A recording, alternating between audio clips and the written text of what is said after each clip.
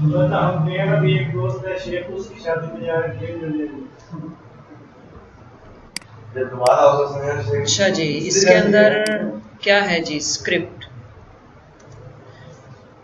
refers to a series of commands that are interpreted and executed sequentially and immediately on occurrence of an event.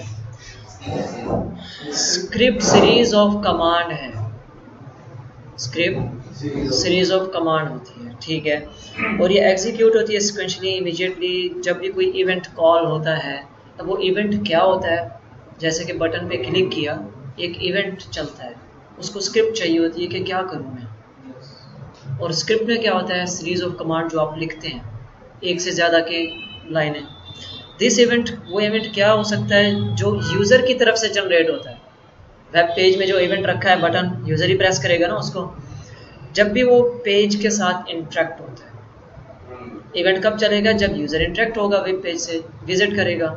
Example, जैसे कि button click, किसी product को select करना, menu वगैरह click करना, double click करना, किसी चीज़ को सिलेक्ट करना, स्क्रॉल बार, स्क्रॉल डाउन, स्क्रॉल अप करना, ये सारे के सारे इवेंट्स हैं। ब्राउज़र का साइज़ कम करना, ये भी इवेंट है।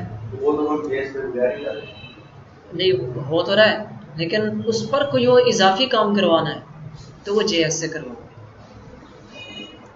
एग्जांपल, ठीक है, स्क्रिप्टिंग लैंग्वेज इंस्ट्रक्शंस होती हैं वगैरह वगैरह। एक एग्जांपल दी है उसने, शॉपिंग ऑनलाइन है, उसने चेक बॉक्स पे क्लिक किया, CD को, DVD को, और सबमिट पे क्लिक किया। अब जैसे ही क्लिक करेगा मतलब इवेंट चलेगा, इवेंट जाएगा स्क्रिप्ट के पास, उसके अंदर जो जो कमांड है वो चलेगी, और वो कमांड क्या रिजल्ट देगी आपको? आपके कैसे इतने बन गए हैं, ठीक है। इसको कहते हैं डायनेमिक इंटरेक्शन विद स्क्रिप्टिंग। अगर स्क्रिप्ट ना हो तो क्या ऐसा काम हो सकता है? नहीं हो सकता। अब तक जो बूटस्ट्रैप में काम किया, CSS, HTML, बटन पे क्लिक कर दो, कुछ होता है? नहीं होता। तो जब ये काम हो रहा है तो समझ लो आप डायनेमिक काम की तरफ आ गए। अभी तक जो काम किया था वो स्टैटिक था, अब जो काम है वो डायनेमिक है, कि कुछ क्लिक करने पर कुछ वो वेबसाइट आपसे कुछ बातचीत करे, ऐसा लगे। अब इसकी स्क्रिप्ट की दो किस्में हैं, client side and server side.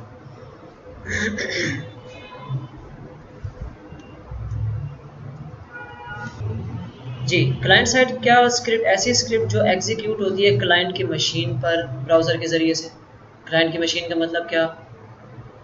Desktop application, laptop, mobile, कुछ भी हो सकता है। जब ब्राउज़र के ज़रिए से ही होगा, क्योंकि वेब पेज किस में चलता है? ब्राउज़र पे चलता है। तो जो भी आपके क्लाइंट की मशीन में कोई चीज़ इंप्लीमेंट होती हुई नज़र आए आपके सामने, समझ लो वो क्लाइंट साइड स्क्रिप्ट। और सर्वर साइड स्क्रिप्ट क्या होगी? ऐसी स्क्रिप्ट जो सर्वर पर एग्जीक्यूट हो, जिसमें डेटाबेस से रेलेवेंट काम हो, वो आपकी क्या है? Server side script. लेकिन हमारे जो कोर्स में है वो है client side. Server side, client side ऐसी स्क्रिप्ट जो क्लाइंट की मशीन पर एग्जीक्यूट होनी चाहिए। सर्वर साइड ऐसी स्क्रिप्ट जो सर्वर पर एग्जीक्यूट हो, मशीन पर ना हो। ऐसी स्क्रिप्ट जो यूज़र को कुछ करती हुई दिखाई दे। स्क्रिप्ट जो आप लिखोगे, जावा स्क्रिप्ट का कोड लिखोगे, अभी तो आगे आ रही है ना। ऊपर क्या पड़ा है? स्क्रिप्ट क्या है? Series of command. और कमांड कौन सी कमांड? जावा स्क्रिप्ट की कमांड जो हम लिखेंगे वो स्क्रिप्ट के अंदर लिखेंगे।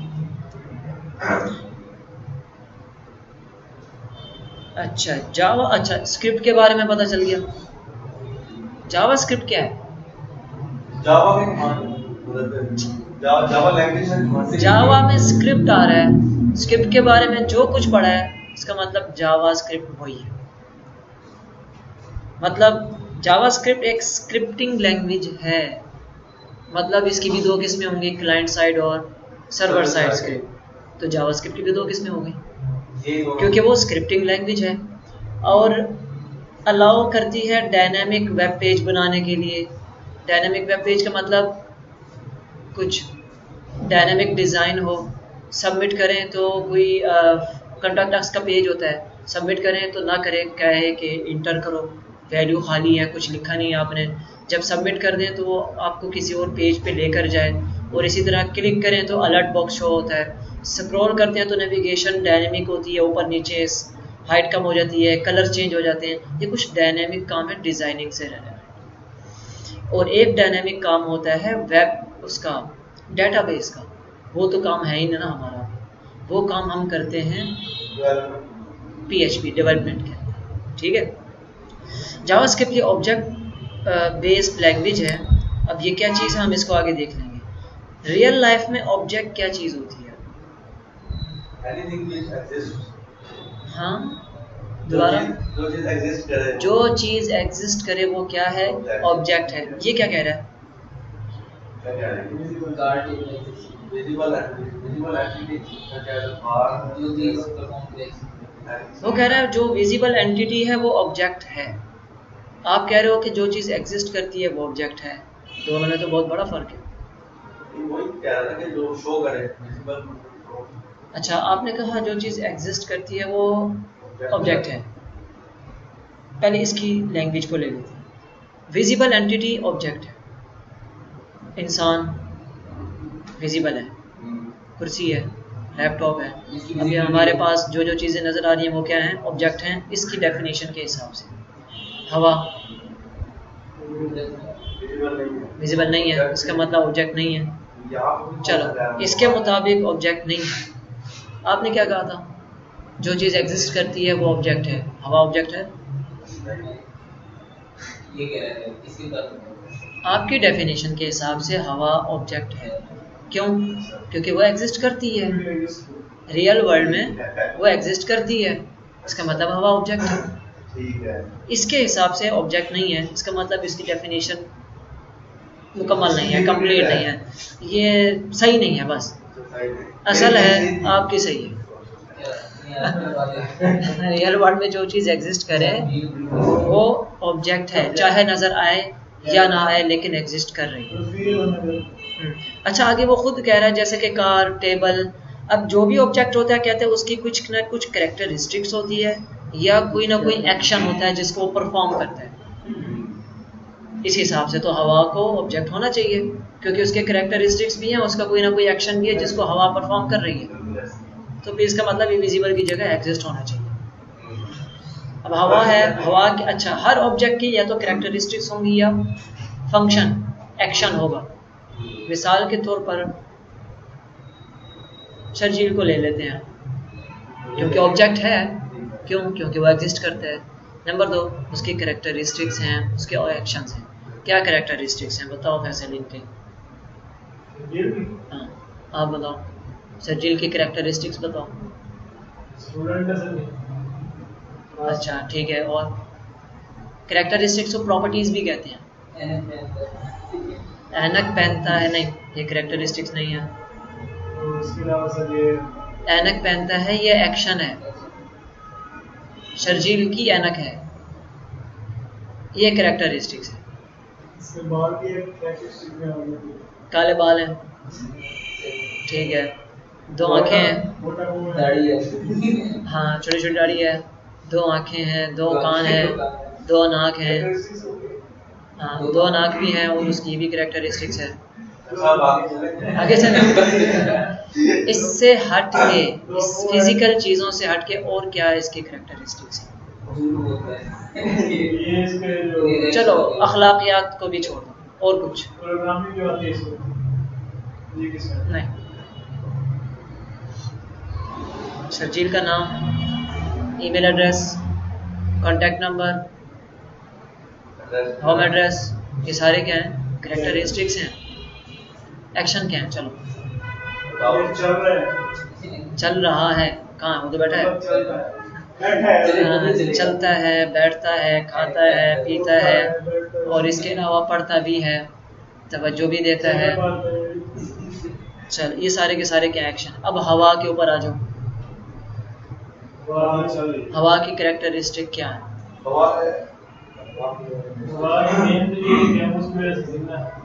वो एक्शन हो जाता है, इंटेलिजेंस और एक्सेलरेशन। हवा इनविजिबल है। तो वो यहाँ पर हम क्यों बात कर रहे हैं? हवा का इनविजिबल होना ये कैरेक्टरिस्टिक, हवा का ठंडा होना, हवा का गर्म होना, ये इसकी कैरेक्टरिस्टिक। एक्शन क्या है? हवाई मचाना। ये अच्छा लफ्ज नहीं आया था। हवा, गर्म हवा देती है एक्शन परफॉर्म हो रहा है उसका, ठीक है। तेज चलती है, आहिस्ता चलती है, इंसान को जिंदा रखती है, तो ये सबब के दर्जे में, वरना तो अल्लाह पाक जिंदा रखते हैं, असबाब के दर्जे में, ठीक है। अच्छा जी, अब प्रोग्रामिंग के अंदर क्या चीज़ है, ऑब्जेक्ट कौन होगा, उसका करैक्टरिस्टिक क्या होंगी, उसका एक्शन क्या होगा, प्रोग्रामिंग में ये चीज़ें नहीं आएंगी। उसका तरीक़ाकार और है, तरीक़ा वारदात उसका और है। ये एग्जांपल दे दी, कार है, आइडेंटिटी ये इसकी प्रॉपर्टी है, करैक्टरिस्टिक है, स्ट्रेट, कलर, व्हील्स, चार पहिए, ये करैक्टरिस्टिक्स है। एक्शन क्या, running, stopping, gear changing, engine starting, engine वगैरह वगैरह जो भी है। अच्छा, टेबल की करैक्टरिस्टिक क्या है, आइडेंटिटी नंबर, आईडी नंबर या जो भी हो। स्टेट क्या है, ये भी करैक्टरिस्टिक है, प्रॉपर्टी है। बिहेवियर क्या है, स्टेबल है एक जगह। ये इसके जावास्क्रिप्ट के कुछ वर्जन हैं, और अब आगे जावास्क्रिप्ट की दो किस्में। नंबर 1 क्लाइंट साइड, इसको CSJS भी कहते हैं। ये एग्जीक्यूट होती है यूज़र की वर्क स्टेशन पे। वो जो स्क्रिप्ट के बारे में जो चीज़ें पढ़ी हो सारी इसके ऊपर इम्प्लीमेंट होंगी, क्योंकि स्क्रिप्ट PHP भी स्क्रिप्टिंग लैंग्वेज है, जावास्क्रिप्ट भी स्क्रिप्टिंग लैंग्वेज है। इसके अलावा और पाइथन को भी कह सकते हैं, क्योंकि उससे भी वेब डेवलपमेंट का काम होता है। तो स्क्रिप्टिंग लैंग्वेज बहुत सारी है। अब जावास्क्रिप्ट के बारे में बात करें। हमने जावास्क्रिप्ट क्यों यूज की है? अगर सारी स्क्रिप्ट बहुत सारी स्क्रिप्ट, जावास्क्रिप्ट को HTML CSS के साथ कर सकते हैं ना। जो PHP है वो तो प्योर डेवलपमेंट की तरफ है, जिसके अंदर जावास्क्रिप्ट भी आ सकती है, CSS भी आ सकती है, HTML भी आ सकती है।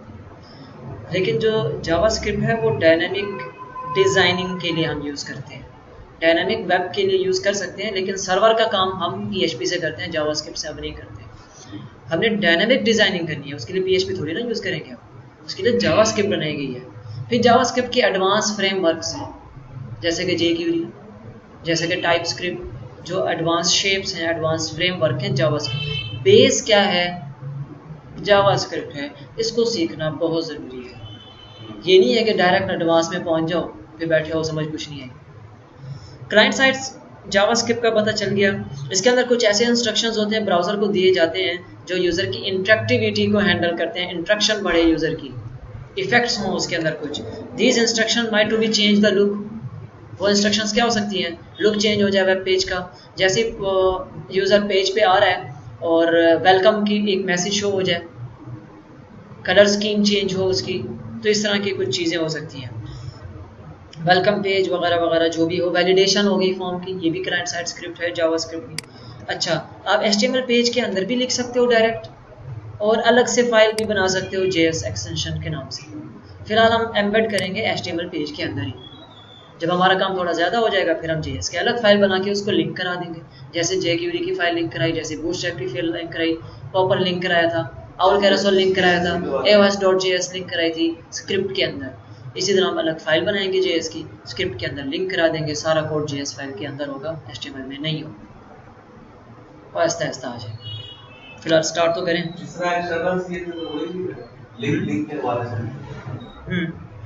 अब ये देखिए, ये क्या है, ये है CSJS की एग्जांपल, क्लाइंट साइड जावास्क्रिप्ट। खाली फील्ड है, सबमिट पे क्लिक किया, क्या आंसर आया, एक अलर्ट बॉक्स आया, प्लीज एंटर। ये क्या है, क्लाइंट साइड जावास्क्रिप्ट। क्यों, क्योंकि जो कुछ हुआ आपको क्लाइंट की मशीन में होता हुआ नजर आ रहा है, यूजर को कुछ चेंज होता हुआ नजर आ रहा है, ये क्लाइंट साइड स्क्रिप्ट है। ठीक है, आगे चलते हैं। Server side SSJS, server side JavaScript क्या है, ये एग्जीक्यूट होती है वेब सर्वर के ज़रिए से। यूज़र एक रिक्वेस्ट भेजता है और उसकी जो रिक्वेस्ट है वो सर्वर पर जाती है ब्राउज़र के ज़रिए से। सर्वर मतलब डेटाबेस, जहाँ आपकी डेटाबेस रखी होती है, आपकी वेबसाइट ऑनलाइन होती है जहाँ पर, ठीक है। वो तो अब हमारा है ही नहीं, ऑनलाइन का काम भी। Server side script can interact with database, database में जाए, चेक करे यूज़र की वैल्यू मौजूद है या नहीं है, लॉगिन करना, साइन अप करना, रजिस्ट्रेशन करना, ये सारे काम। डेटाबेस बाहर नहीं पड़ती है, डेटाबेस ट्रांसलेट नहीं करती है। नहीं, SQL सर्वर है, इसके लिए आप MySQL यूज़ करोगे PHP के अंदर। वो डेटाबेस होती है, वो सारा जब काम होता है फिर आपको सर्वर खरीदना पड़ता है। होस्ट, डोमेन और होस्ट खरीदनी पड़ती है जिनके पास सर्वर रखा होता है उनसे। फिर उसके अंदर आप अपने डेटाबेस और अपना पेज अपलोड करते हो, फिर ऑनलाइन होता है, फिर जिसकी सालाना या मंथली फीसिस होती है। ठीक है, ये वर्कशॉप में पढ़ेंगे। हाँ फाइवर की वेब होगी ना। अच्छा जी, अब आगे चलते हैं फटाफट। ये देखो जी, इसकी एग्जांपल देखो, यूज़र आईडी दी, पासवर्ड दिया, सबमिट पे क्लिक किया, रिक्वेस्ट कहाँ जा रही है, ये देखो एक सर्वर रखा हुआ है। अब ये सर्वर पे वैलिडेशन होगी कि आया ये यूज़र नेम और पासवर्ड है या नहीं। ये SSJS चल रही है, सर्वर साइड, जो यूज़र को होता हुआ नज़र ही नहीं आ रहा कि क्या हो रहा है बैकएंड में। अब ये रिज़ल्ट देगी वापस, क्या रिज़ल्ट दे रही है, इनवैलिड, आपने गलत नाम दिया। अब ये जो रिज़ल्ट आपको अलर्ट बॉक्स में या कहीं पेज पे नज़र आएगा वो क्या होगी, CSJS, क्लाइंट साइड जावास्क्रिप्ट। अब ये दोनों इकट्ठी चल रही हैं। ठीक है जी, कैसे यूज़ करना है, स्क्रिप्ट का टैग यूज़ करेंगे आप। ठीक है, ये फॉर एग्जांपल दे दिया इसने। वेरिएबल क्या चीज़ होती है इसको भी देख लेते हैं। फ़िलहाल हम क्या करें, फोल्डर कहाँ पर बना हुआ है, इलाज के लेक्चर हैं, इसको ओपन करो, चूज अनदर ऐप, क्योंकि हम इसको माइक्रोसॉफ्ट एज में चलाना चाहते हैं ऑलवेज। डबल क्लिक करना है ताकि जैसे डबल क्लिक हो फौरन ओपन हो जाए ना, मुझे बार बार ओपन विद करके ओपन ना करना पड़े। गूगल क्रोम अभी नहीं लिया ना अभी तो डिवाइसेस अपडेट हुए हैं ना इसके। अच्छा, पेज तो अभी खाली है इसलिए कुछ प्रिंट नहीं हो रहा। अब इस फाइल को हमने किस में ओपन करना है, नोटपैड भी मैंने फटाफट कर लिया था उसी टाइम। अच्छा जी, इसको कुछ जूम कर लें। हमने क्या लिखना है, डॉक टाइप, कुछ भूल तो नहीं रहे, क्या आता है, एक्सलरेशन का सिंबल, माउस के ड्राइवर भी अपडेट नहीं है अभी। इसके बाद HTML, ओहो कहाँ जाएंगे, सेटिंग में जाना है, प्रेफरेंसेस में जाना है, ऑटो कंप्लीशन में जाना है, सारा कुछ क्लिक कर देते हैं जो आपका हुक्म। ठीक है, चलें जी, इसको क्लोज कर दो। इसके बाद क्या आएगा, हेड आ जाएगा, इसके बाद टाइटल आ जाएगा, इसके बाद मेटा शेटा जो भी लिखना है वो आपको पता है। हेड में भी स्क्रिप्ट कर सकते हैं, बॉडी में भी स्क्रिप्ट कर सकते हैं, जहां आपको दिल, जो भी कोड करना है जावास्क्रिप्ट का HTML के अंदर एम्बेड करके, तो स्क्रिप्ट टैग ज़रूरी है। अगर आप अलग फाइल बनाओगे JS की, वहाँ स्क्रिप्ट टैग की ज़रूरत नहीं है। सबसे पहले हम देखेंगे प्रिंट कैसे करते हैं। डॉक्यूमेंट एक ऑब्जेक्ट है, जब भी, और हाँ बाय डिफ़ॉल्ट उसकी लाइब्रेरी में बना हुआ है, हमें ऑब्जेक्ट बनाने की ज़रूरत नहीं है। ऑब्जेक्ट का जब वर्ड आएगा मतलब इसकी कैरेक्टरिस्टिक्स भी हैं और इसकी एक्शंस भी हैं, जिसको फंक्शन कहते हैं। और उनको कैसे कॉल करते हैं, डॉट, जैसे डॉट लगाया। अब कौन सा फंक्शन है हमारे पास, सबसे पहले हमारे पास है राइट, फंक्शन की निशानी राउंड ब्रैकेट्स, फंक्शन कॉल हो गया। अब इसमें हमने कुछ प्रिंट करना है।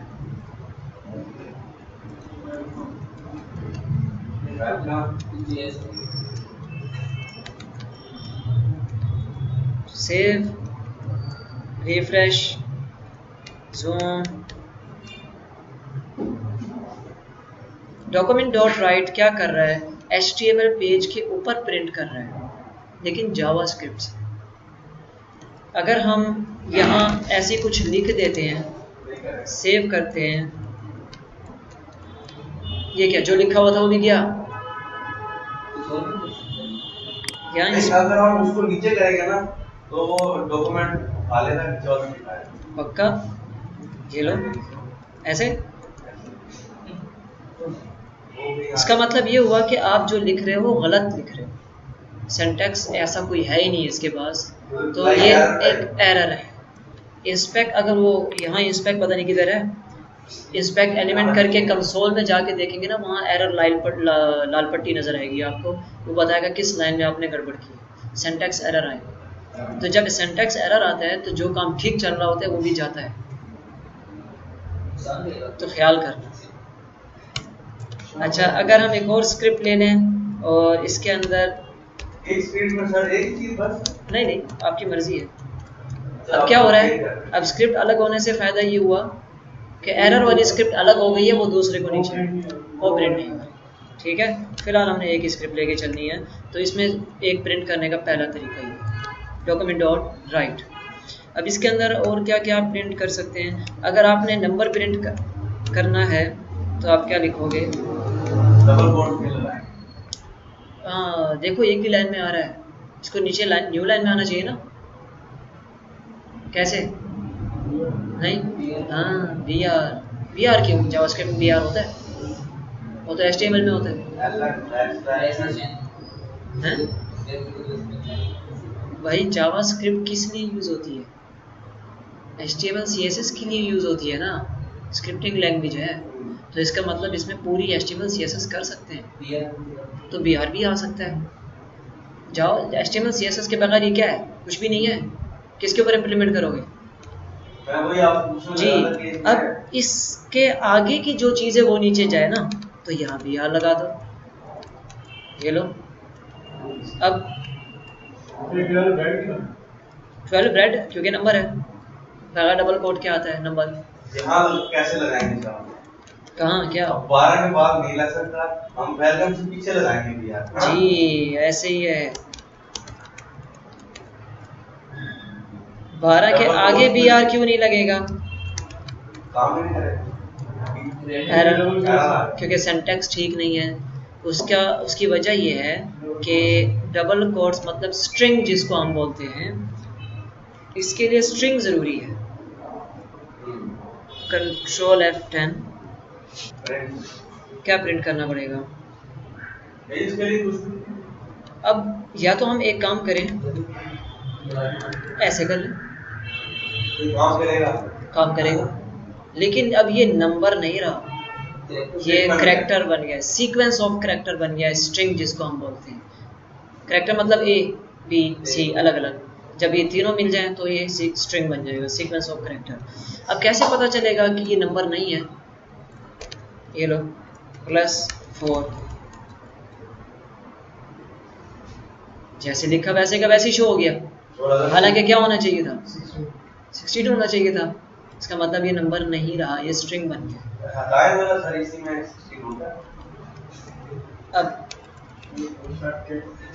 अब देखो, अब ये नंबर है 16 हो गया, क्यों, क्योंकि डबल कोड ख़त्म कर दिया हमने, अब ये नंबर शुमार हो रहा है। लेकिन हमें यहाँ भी BR चाहिए, अगर हम इस BR को यहाँ नहीं लगाते,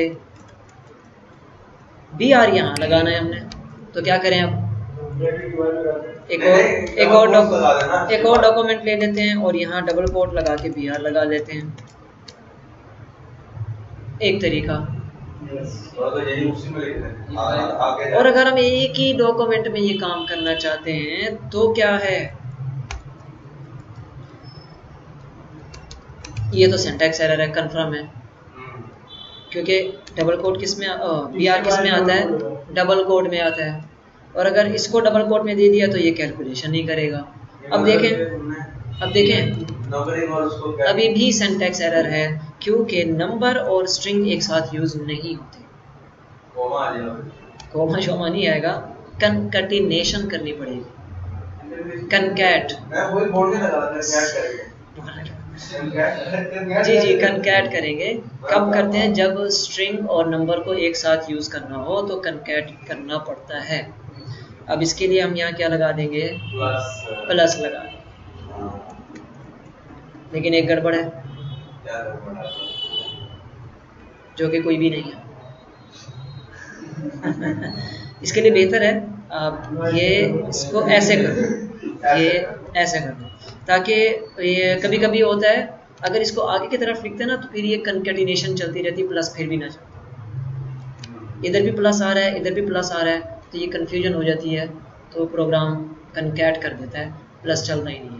फिर इसलिए हम इसको एक्सप्रेशन अलग से बना देते हैं ब्रैकेट में।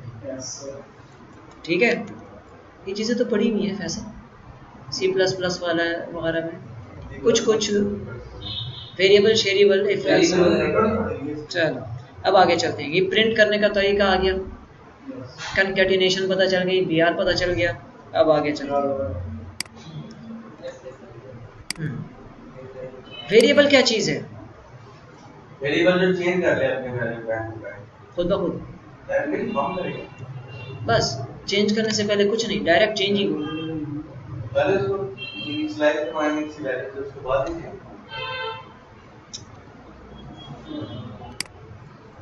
चेंज होगी। तो वेरिएबल एक ऐसा कंटेनर है जो वैल्यू को स्टोर करने के लिए यूज होता है, और उसकी वैल्यू बाद में चेंज भी हो सकती हो सकती है। ठीक है, ये डेफिनेशन याद कर लेना, सारी जिंदगी मौज करो।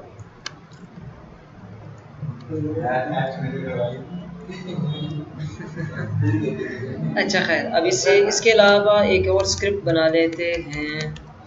ज़रूरत तो नहीं है स्क्रिप्ट की, फिर भी एक अलग फंक्शन हो जाएगा। वेरिएबल बनाने का तरीका है var कीवर्ड। वेरिएबल का कोई भी नाम रखना है, लेकिन यूनिक नेम रखना है। ए रख लेते हैं। अब ये हो गया डिक्लेयर। अब इसको वैल्यू क्या देनी है? असाइन करनी है, जिसको हम इनिशियल कहते हैं। इक्वल लगा के क्या कर देंगे? 10। अच्छा, वेरिएबल में वैल्यू क्या हो गई? स्टोर हो गई। अब हमने इसको प्रिंट करना है तो क्या करेंगे? डॉक्यूमेंट डॉट राइट, आगे डबल कोट्स, आगे value of A is value A is, आगे इसमें हमारे पास ए। ठीक है, प्लस ए अच्छा प्लस है, हाँ प्लस तो चाहिए ना, ये लो। नहीं ये वाला प्लस चाहिए। हाँ फिर कौन सा प्लस है? डबल कोट्स के बाद हमारे पास तो एक ही प्लस है। कंकैटिनेट करेंगे तो वो ए पकड़ेगा ना। जी हाँ, अगर अब हम देखें ऐसे तो क्या आएगा? और एक BR भी लगा देते हैं ताकि नीचे वाला कोड नीचे चला जाए। अब क्या होगा? वैल्यू ए इज ए, जबकि वेरिएबल का नाम ए ही है। जब स्ट्रिंग के अंदर आप कुछ लिखते हो तो वो चीज़ वेरिएबल नहीं रहती, वो स्ट्रिंग बन गया है, उसको पता ही नहीं है वेरिएबल ये बना हुआ है ये नहीं। तो अब इसको हम क्या करेंगे? बाहर निकालेंगे, ए वेरिएबल रखेंगे। ठीक है, लेकिन आएगा एरर। क्यों? क्योंकि स्ट्रिंग और वेरिएबल एक साथ यूज़ नहीं हो सकते, जिस तरह स्ट्रिंग और नंबर एक साथ यूज़ नहीं होते। तो इससे बचने के लिए आपको क्या करना है? वेल्डिंग करनी है कनकैट से। अब BR लगाना है। अब देखो ये वैल्यू ए इज 10 शो हो गई, मतलब वेरिएबल से ही डील करना है। ये नहीं है कि 10 लिखा है दोबारा यहाँ के 10 लिख दो खुद से। वेरिएबल में जो वैल्यू स्टोर है बस उसी से डील करना है आगे। अच्छा, अब क्या करना है? एक और डॉक्यूमेंट, और अब क्या कर दें? BR। एक तरीका तो ये है, लेकिन हम नहीं चाहते कि इसके लिए अलग से एक डॉक्यूमेंट डॉट राइट लिखें। एक ही डॉक्यूमेंट में करना चाहें तो कैसे करेंगे? अब इसके आगे BR लिखेंगे ना, ए के आगे, लेकिन वो डबल कोट्स में आता है। अब फैसल बताएगा खामोश। हाँ जी, चलेगा? क्यों? ए के बाद प्लस आने के ए के बाद भी प्लस आएगा। फैसल को समझ आ गई, समझ लो सबको आ गई। इसीलिए तो कह रहा हूँ। अच्छा जी, ठीक है। कंकैटिनेशन वेरिएबल, कोई मसला? फैसल कोई इशू? मसला हो तो बार बार देख लेना, फिर भी समझ ना आया तो पूछ लेना। फॉर एग्जाम्पल बता रहा है कि अगर स्टूडेंट की एज स्टोर करानी है तो एज नाम का वेरिएबल बनाओगे, वगैरह वगैरह जो भी है, जो भी चीज़ स्टोर करानी है उस नाम से। और जो वेरिएबल बनाओगे वो कंप्यूटर की लोकेशन में जाके स्टोर हो जाता है। ठीक हो गया? इसके बाद नेम ऑफ द वेरिएबल। अच्छा जी, var कीवर्ड यूज़ होता है वगैरह वगैरह, ये सारी चीज़ें। ठीक है, तरीका उसने बता दिया। अब ये क्या कर रहा है? डिक्लेरेशन अलग से है, इनिशियलाइजेशन अलग से है, लेकिन एक ही लाइन में कर दो, वो भी जो ज़्यादातर तरीका चलता है। Declaration, initialisation. क्या ये तो डायरेक्ट स्ट्रिंग करवा रहा है इनिशियलाइज वाला।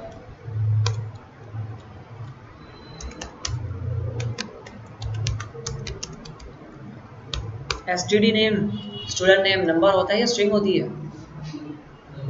नंबर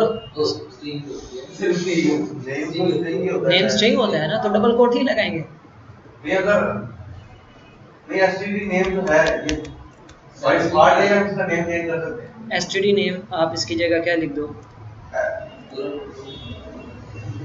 आप इसकी जगह ये लिख दो, ये नहीं लिखना चाहते आप इसकी जगह ऐसे लिख दो। अच्छा खाली एस लिखना चाहते हो, ये लो जो हुक्म, ये ऐसे भी नहीं लिखना चाहते ऐसे लिख दो। चलो ऐसे नहीं लिखना तो फिर ऐसे लिख दो,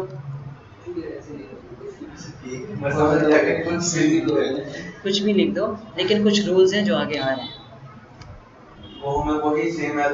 ठीक है। तो आप प्रीफिक्सेस होने चाहिए एसटीडी नेम, इसी तरह एसटीडी एज। अब एज क्या डबल कोट में लिखेंगे? नहीं वो तो ये भी स्ट्रिंग बन गया, ये भी स्ट्रिंग बन गया, जबकि इसको स्ट्रिंग की जरूरत ही नहीं है। ओके जी, एसटीडीआर नेम को हम प्रिंट कर सकते हैं, प्रिंट कराना है। एसटीडी नेम को प्रिंट करवाना है। अच्छा इसको कमेंट कर दो, document document dot write name student name is colon, उस वेरिएबल का नाम क्या है? STD name. बस आगे आ जाओ, एसटीडी एज, और यहाँ पर क्या आ जाएगा? एज। अब इसको रन करो, STD name is STD age is. ये कुछ डायनामिक काम हुआ हमारा, ये नहीं है कि हम डायरेक्ट जो मर्जी लिखते हैं, वेरिएबल में जो आएगा सिर्फ वही शो। ठीक है मुशर्रफ, नींद आ रही है ना? तो बहुत जोर की आ रही हो, क्योंकि हम भी इस दौर से गुजर चुके हैं। जाके वो लोग अच्छा इसको जल्दी जल्दी देखते हैं। वेरिएबल्स हो गए। अच्छा वेरिएबल के कुछ कौन से डिजिट्स आ सकते हैं? अंडरस्कोर, अल्फाबेट्स, इन तीनों के को मिलाकर वेरिएबल का नाम रख सकते हैं।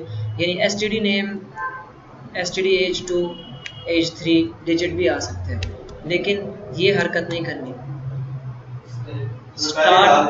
स्टार्ट में डिजिट नहीं आएगा वेरिएबल के, स्टार्ट में अंडरस्कोर आ सकता है, स्टार्ट में करैक्टर आ सकता है। ठीक है, इन दो चीज़ों में से किसी एक चीज़ से स्टार्ट करो। Must be begin with letter and underscore, digit नहीं आना चाहिए। Cannot begin with a number and cannot contain any punctuation marks, पे सिंबल्स वगैरह ना आए। आगे बता भी रहा है, स्पेशल कैरेक्टर्स, इस तरह की चीज़ें भी वेरिएबल में नहीं आनी चाहिए। कैन नॉट कंटेन स्पेस, ऐसा नहीं है कि स्पेस दे के लिख दो, ये एरर है। इसी तरह और क्या, can not be A Java keyword, ऐसा नहीं है कि आप जो है ना वार वार रख दो। वार क्या है? एक कीवर्ड है, क्यों यूज़ होता है? वेरिएबल बनाने के लिए यूज़ होता है। इसी तरह एक फंक्शन कीवर्ड है जो क्यों यूज़ होता है? फंक्शन बनाने के लिए यूज़ होता है। तो ऐसे वर्ड जो ऑलरेडी लाइब्रेरी में बने हुए हैं उसके नाम से आप नहीं रख सकते। ठीक है, अब इसकी कुछ डाटा टाइप्स हैं। एक है प्राइमिटिव डाटा टाइप, ऐसी डाटा टाइप जो एक टाइम में एक ही वैल्यू को स्टोर करते हैं। मिसाल के ये ए वेरिएबल किस टाइप का है? इंट टाइप का, मतलब नंबर टाइप का, क्योंकि इसके अंदर नंबर स्टोर है। ये किस टाइप का वेरिएबल है? स्ट्रिंग टाइप का, क्योंकि उसके अंदर स्ट्रिंग स्टोर है। अच्छा एक और देख लेते हैं, इसका नाम बी रख लेते हैं। अब इसके अंदर ट्रू, ये किस टाइप का वेरिएबल है? बूलियन, जिसके अंदर या तो ट्रू होता है या फॉल्स होता है, बस। तो इसकी डाटा के हिसाब से इसकी डाटा टाइप ऑटोमेटिक कन्वर्ट होती है। लिखना हमने वार ही, सच बोलो, लिखना हमने वार ही। वार तो कीवर्ड के लिए तो लिखना है, इसमें वो नहीं है इंट, फ्लोट, स्ट्रिंग, ये चीजें नहीं है, ये नहीं है। वार लिखना यही तो मजे की बात है इसकी। डाटा जो मर्जी डाल दो खुद ब खुद कन्वर्ट हो जाएगा। आपने कोई भी वेरिएबल बनाया, इंटीजर दे दी, एक्सेप्ट कर लेगा। PHP में यही मजा है, PHP के अंदर वो इस काफ़ी चीज़ें उसकी मैच करती हैं। तो प्राइमिटिव डाटा टाइप ऐसी डाटा टाइप जिसमें एक टाइम में एक वैल्यू को स्टोर करते हैं, ये सारी की सारी प्राइमिटिव डाटा टाइप्स हैं। ट्रू की जगह 1, तो वो इंट बन जाएगा, ये नंबर टाइप का वेरिएबल बन जाएगा। यस और नो नहीं, वो स्ट्रिंग बनानी पड़ेगी आपको डबल कोट में। ट्रू फॉल्स लिखोगे समझ जाएगा बूलियन है, वो एक्सेप्ट कर लेगा। अच्छा ट्रू लिखा था वो टेढ़ा हो गया, इटैलिक हो गया। अच्छा जी, अब हम हाँ अब देख रहे हो एक टाइम में एक डाटा स्टोर हो रहा है। अगर हम यहाँ क्या कर दें, ये दो डाटा नहीं, ये भी एक डाटा है क्योंकि डबल कोट एक है, ये एक डाटा कंसीडर हो रहा है। अब ऐसा नहीं कर सकते कि यहाँ एक और डबल कोट लगाओ और ऐसे कर दो, ये एरर है, सिंटैक्स एरर है। तो ये प्राइमिटिव डाटा टाइप है जिसमें बूलियन आता है, नंबर आता है, स्ट्रिंग आता है, नल, NULL लिख दो मतलब नल, कुछ नहीं, खाली। तो ये 4 किस्म की डाटा टाइप हैं प्राइमिटिव, ठीक है। एक दूसरी टाइप होती है कंपोजिट। कंपोजिट ऐसी डाटा टाइप जो collection of multiple related values को स्टोर करे, मतलब एक टाइम में एक से ज़्यादा वैल्यू को स्टोर करे। ये मैं निचोड़ बता रहा हूँ, वरना बुक पढ़ने बैठो 3-4 दिन लग जाएंगे, समझ कुछ नहीं आएगा।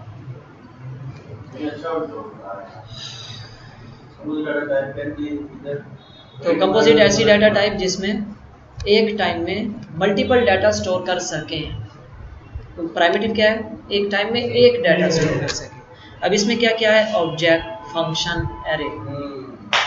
ऑब्जेक्ट में एक से ज़्यादा डाटा स्टोर कर सकते हैं, और इसी तरह फंक्शन, जब हम फंक्शन बनाते हैं उसमें वेरिएबल होते हैं, उसके अंदर बहुत सारी टाइप्स के डाटा हम रखते हैं उसके अंदर। अरे पढ़ोगे तो सारी चीज़ें आपको समझ आ जाएगी, लेकिन इसकी अरे बहुत मज़े की है। वो हाई लेवल लैंग्वेज में जाओ, जावा, सी शार्प में जाओ, इंटीजर की अरे बनाते हैं, इसमें सिर्फ इंटीजर रख सकते हो, स्ट्रिंग डाल ही नहीं सकते। इसमें आप अरे बनाओगे जो मर्जी डाल दो, स्ट्रिंग डाल दो, नंबर डाल दो, कुछ मर्जी डाल दो, कैलकुलेशन करो, कुछ भी करो। सर ये तो हम कर रहे हैं, कैलकुलेशन और ये सब कुछ डाल रहे हैं, ये हमारा बैक पेज इसका क्या था?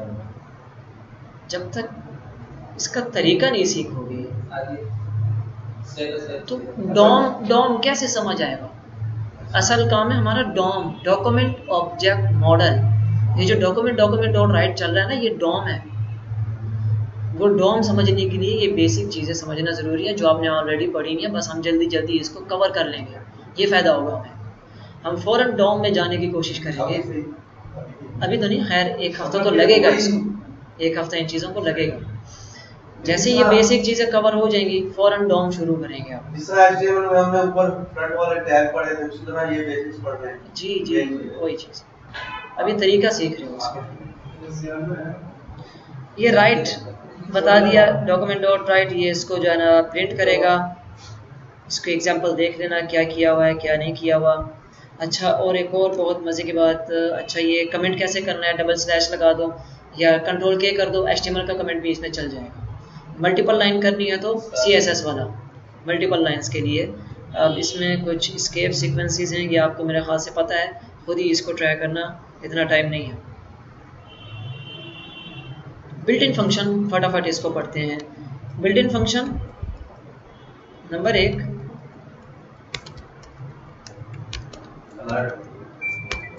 अलर्ट एक फंक्शन है। अलर्ट के अंदर हम क्या लिखेंगे, दिस इज, कुछ भी लिखो, स्ट्रिंग लिखनी है तो डबल कोट आएंगे, नहीं तो आप क्या लिख दो,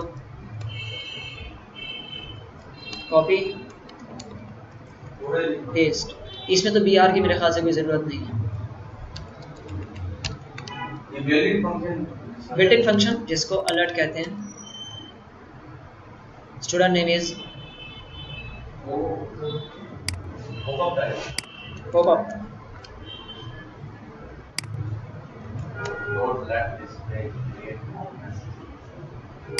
क्रोम में चलाओगे और इफेक्ट आएगा, फायरफॉक्स में चलाओगे और इफेक्ट आएगा, ओपेरा में चलाओगे और इफेक्ट आएगा, और डिज़ाइन के इंटरनेट एक्सप्लोरर में और होगा। ठीक है, यानी प्रिंट कराने के 2 तरीके हमारे सामने आ गए। अगर HTML के पेज में प्रिंट कराना है तो ये तरीका है, अलर्ट बॉक्स चाहिए तो ये तरीका। असल में ये है विंडो डॉट अलर्ट, इसको कहते हैं BOM, BOM, browser object model. जब डॉम पढ़ोगे लोकल लिख के कनेक्ट करो। तब आप मेहनत करके बॉम भी पढ़ोगे। जो क्या है? डॉम डॉक्यूमेंट ऑब्जेक्ट मॉडल, उसके बाद आती है बॉम ब्राउजर ऑब्जेक्ट मॉडल। ये देखो ना, ब्राउजर में चीज़ें चल रही हैं, ये बॉम है, इसको कहते हैं बॉम। बॉम्बे प्रिंट करवा दें। अब इसको कमेंट करना है ताकि ये ना चले, सिंटैक्स एरर आ जाएगा। ठीक है, विंडो ना लिखें तो भी चलता है, विंडो लिख दें तो भी चलता है। ओके जी, आगे है। और ये क्या चीज़ है? डॉम, खैर बात की बात है, वो चलेगी। अच्छा, और क्या बिल्ट इन फंक्शन है जी इसके पास? कंफर्म। इसमें वेट करें।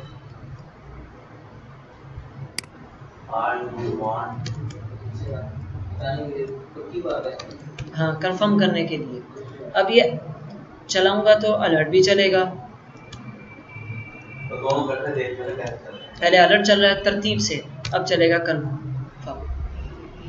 अगर कैंसिल करें तो क्या है? हाँ, कैंसिल करें तो ये कंफर्म बॉक्स आए, हमसे पूछे। ओके करेंगे तो ये क्या हमें देगा? ट्रू देगा। कैंसिल करेंगे तो फॉल्स देगा। मतलब ये दोनों बटन किस टाइप के हैं? Volume type. बूलियन टाइप के। अगर आपको यकीन नहीं आता तो हम आपको दिखा देते हैं। तो इसलिए हम फिलहाल इसको कमेंट करें ताकि अलर्ट न चले। अब ये जो भी मतलब ये कि कंफर्म बॉक्स चलने के बाद कुछ ना कुछ रिटर्न दे रहा है आपको, आप उसको डील करो। एक वेरिएबल के आगे हम इसका नाम x रख देते हैं और इसके अंदर जो भी ये रिजल्ट दे रहा है इस वेरिएबल में स्टोर हो जाए। अब हम देखना चाहते हैं कि स्टोर क्या हो रहा है। अलर्ट में प्रिंट कर लेते हैं या डॉक्यूमेंट डॉट राइट में प्रिंट कर लो, आपकी मर्जी। x okay, true, cancel, false.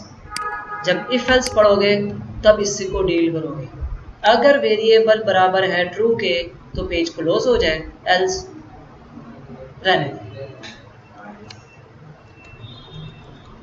और क्या चीज़ है जी बिल्ट इन में? पार्स इंट का मकसद हम ये जब कैलकुलेटर बनाएंगे ना तब करेंगे, एक ही दफ़ा करेंगे। पार्स इंट मतलब कि यूज़र वैल्यू देता है तो ये हमें एक्सेप्ट करवाएगा स्ट्रिंग में। अब उसको हमें कन्वर्ट करना पड़ेगा। अब स्ट्रिंग यूज़र से दो वैल्यू ली, एंटर नंबर 1 एंटर नंबर 2।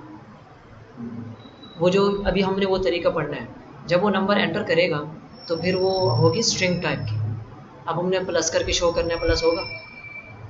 वो तो कन्वर्ट कर देगा। तो उससे बचने के लिए भी पार्स करेंगे, कन्वर्ट करेंगे नंबर में, कन्वर्ट करने के बाद प्लस होगा, फिर हम उसको शो करेंगे। ये जब 1 2 भी अगर करेगा पास तो भी हमारा अभी देख लेते हैं। एवल का फंक्शन है, एवुलेट करेगा 2 + 2, इसको आंसर दे दिया उसने 4। इसकी हमें ज़्यादा कोई ज़रूरत नहीं पड़ेगी, हम सिंपल में करने की कोशिश करेंगे। इज़नैन अगर आप इसको कोई वेरिएबल देते हो वो चेक करेगा कि वैल्यू नंबर है या नहीं, ट्रू देगा या फॉल्स देगा। अब ये वैल्यू नंबर नहीं है, ट्रू, वैल्यू नंबर है, फॉल्स। अच्छा जी, अब असल जो चीज़ है प्रॉम्प्ट। अब हम छोटा सा एक प्रोग्राम बनाते हैं, एक वेरिएबल, और इसका नाम रख देते हैं num1। और इसको हम एक तो है कि खुद वैल्यू स्टोर करा दें, नहीं, हमें यूज़र से वैल्यू चाहिए।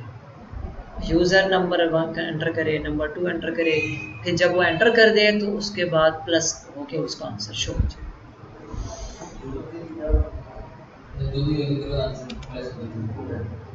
नहीं समझ आई? ऐसा समझ आई है? नहीं। 10 2 ये क्या है? 20। एक अलर्ट में क्या हो जाए? num1 प्लस हो जाए num2 से। अब जब हम इस प्रोग्राम को चलाएंगे 30, लेकिन जब पिक करोगे ये तो 30 क्या है? ये तो स्टैटिक काम है, जो लिख दिया बस लिख दिया। हम ये नहीं चाहते, हम चाहते हैं यूज़र बार बार दे। हम जब रिफ्रेश करें फिर यूज़र से मांगे, फिर जो भी वैल्यू हो प्लस होके शो। अब इसके लिए हम क्या करेंगे, प्रॉम्प्ट जो बिल्ट इन फंक्शन है क्या मैसेज शो कराएंगे, एंटर नंबर 1, इसी को डुप्लीकेट किया और इसको कर देते हैं नम, इसको डिलीट, और ये मैसेज क्या हो जाए, प्रॉम्प्ट क्या करेगा, यूज़र से वैल्यू लेगा, वेरिएबल को दे देगा, और हमने अलर्ट को कहा इन दो वेरिएबल में जो भी वैल्यू आए प्लस करके शो। अब इसको refresh, enter number 1 10, number 2 4, 104 concatenate कर दिया है। क्यों?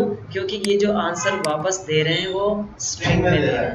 अच्छा एक और चीज देखो, माइनस करते 10 माइनस उठा देगा। अच्छा एंटर हो गया 10, और ये एज पर गुस्सा आ रहा है, बहुत स्लो चल रहा है, ये तो ठीक चल रहा है, तो गड़बड़ हो रही है सारी प्लस में, क्योंकि कंकैट से मैच हो रहा है। तो इसके अलावा आप क्या करोगे,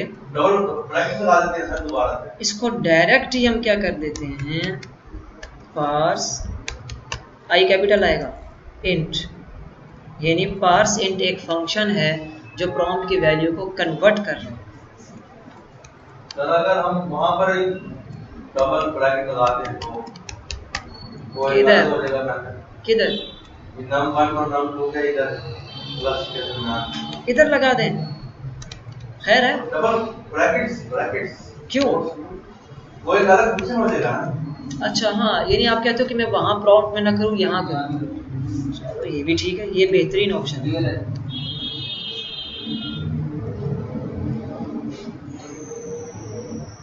प्लस करके ना तब प्लस हो गया।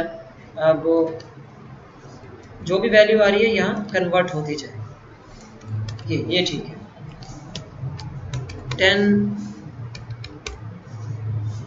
चलो, तो पार्स इंट क्या कर रहा है, कन्वर्ट कर रहा है। और इसी तरह एक और था पार्स फ्लोट, वो क्या करेगा, वो पॉइंट्स में ले जाएगा। पॉइंट्स में। अगर हम पॉइंट्स में अभी देते हैं 10.55 और दोबारा एंटर करते हैं 4 पॉइंट, और खाली 4 कर देता है तो पॉइंट्स में वैल्यू पिक ही नहीं कर रहा, क्योंकि पार्स इंट पॉइंट्स नहीं लेता, इसलिए पार्स फ्लोट चाहिए। तो ये हमारे बिल्ट इन फंक्शन हो गए। और इसके बाद हमारे पास क्या है, ये इसने एक एग्जांपल बना के दी हुई है। कमाल की बात, उसने भी क्या किया हुआ है, मल्टीप्लाई किया हुआ है, प्लस नहीं किया। अच्छा जी, ये एग्जांपल आ गई, कुछ इवेंट्स हैं, ये बात जब डाउन शुरू होगा तब उसी में इवेंट्स आ जाएंगे। जैसा कि माउस इवेंट होता है, क्लिक करें, डबल क्लिक करें, की प्रेस करें, की प्रेस करने के बाद जब बटन ऊपर हो तो क्या हो, ये सारे इवेंट्स हैं, उसने एग्जांपल बताई थी। ठीक है जी, अब इसको पॉज करना है।